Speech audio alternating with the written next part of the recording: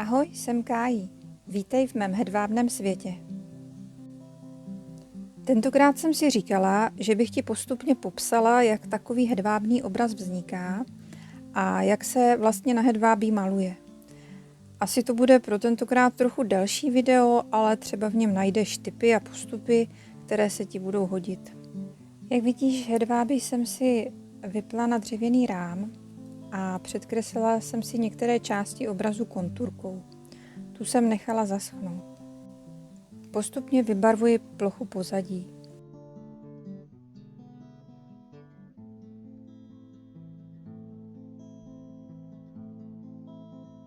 Můžeš buď část hedvábí navlhčit a barvu nanášet do vlhkého podkladu,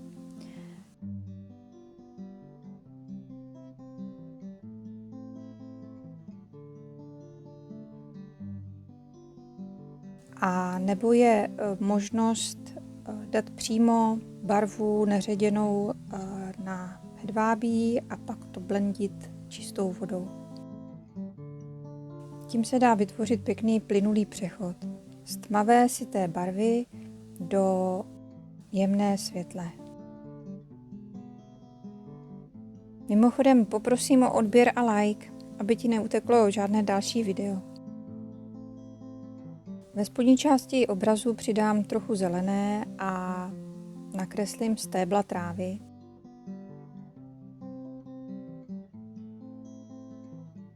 Přidáním těchto detailů se do obrazu dostane hloubka. Pak nechám tuto část zaschnout. Na nebe nejdřív nanesu čistou vodu a do tohoto podkladu přidávám barvy. Tímto způsobem lze dosáhnout jemnějších přechodů barev a když je podklad mokrý, lze na daném místě déle pracovat. Když totiž maluješ do suchého podkladu, má barva větší tendenci rychleji usychat a vytvářet na okrajích takové jakoby mapy. Někdy to může být záměr, ale v tomto případě chci docílit plynulých přechodů. Když to mají být červánky, začnu na horizontu oranžovo-růžovou barvou a ve stejném odstínu udělám i mraky.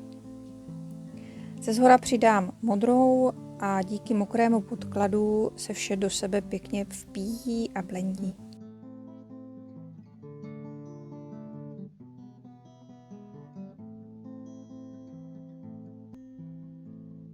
Ještě vystínovat mraky, aby dostali načehraný vzhled. Na to se hodí nějaký hodně hustý, suchý štětec.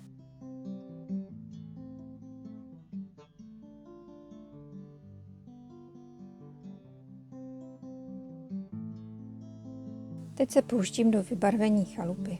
Střechu udělám neutrálně šedou s fialovými odlesky, tak aby celkové ladění obrazu odpovídalo námětu.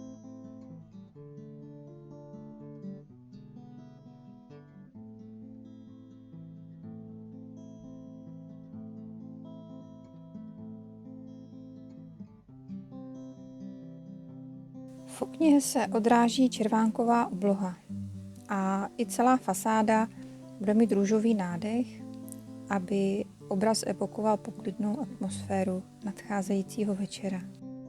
Aby to nebyla zas příliš křiklavá a sytá růžová, podkreslila jsem si chalupu nejdříve okrovou, neutrálním odstínem, a na to jsem teprve dala jasnější růžovou.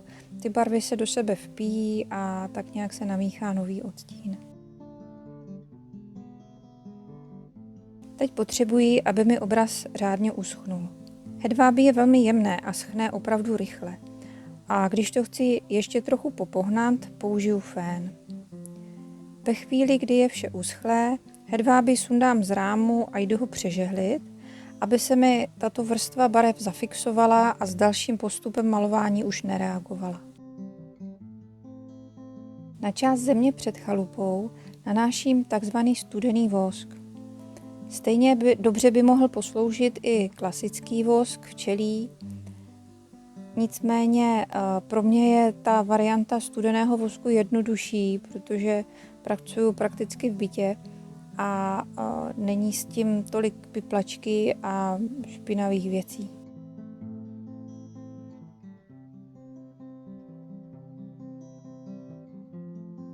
Vrstva vosku musí opět dokonale zaschnout a teprve až je úplně suchá, tak ho jakoby polámu a pomačkám, aby v jeho vrstvě vznikly praskliny.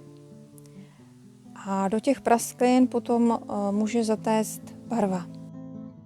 Teď můžeš ty praskliny pěkně vidět. Většinou na tuto část používám vyloženě černou barvu, protože vytvoří největší kontrast. A navíc je to v podstatě takový neutrální odstín, který mi nenarušuje celkovou kompozici.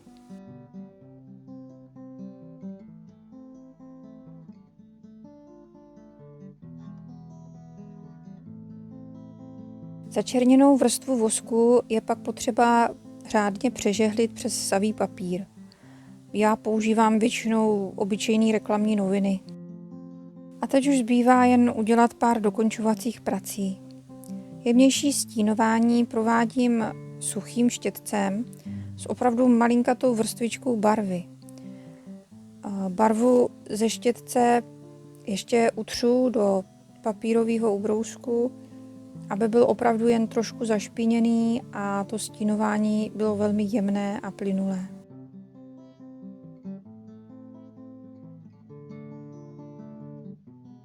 Ještě jsem pro oživení přidala odlesky západu slunce pomocí zlaté folie, ale o téhle metodě třeba zas někdy příště.